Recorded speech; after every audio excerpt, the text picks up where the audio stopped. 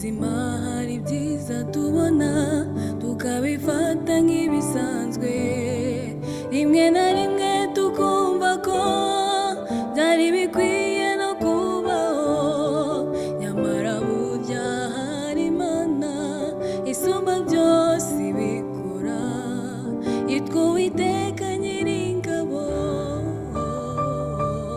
ashimwe.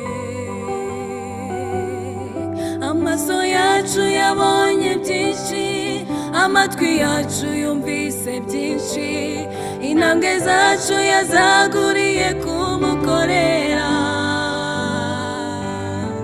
ibyo akora n'imbabazi agira nibyo bituma tumukunda, imbere ye niho hari byose twifuza. Uwiteka ashimwe, ashimwe. Nicyo gituma umutima wanjye utazatinya na gato, ntazareka ubugingo bwanjye ngo buzimire burundu, ibyo yakoze nibyo biduha ibyiringiro byuzuye, yuko n'ibisigaye byose azabikora. Amaso yacu yabonye byinshi, amatwi yacu yumvise byinshi, intambwe zacu yazaguriye kumukorera, ibyo akora n'imbabazi agira nibyo bituma tumukunda, imbere ye niho hari byose twifuza.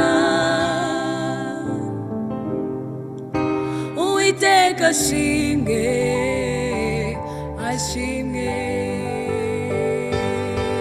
Amaso yacu yabonye byinshi, amatwi yacu yumvise byinshi, intambwe zacu yazaguriye kumukorera, ibyo akora n'imbabazi agira nibyo bituma tumukunda, imbere ye niho hari byose twifuza. Uwiteka ashimwe, ashimwe.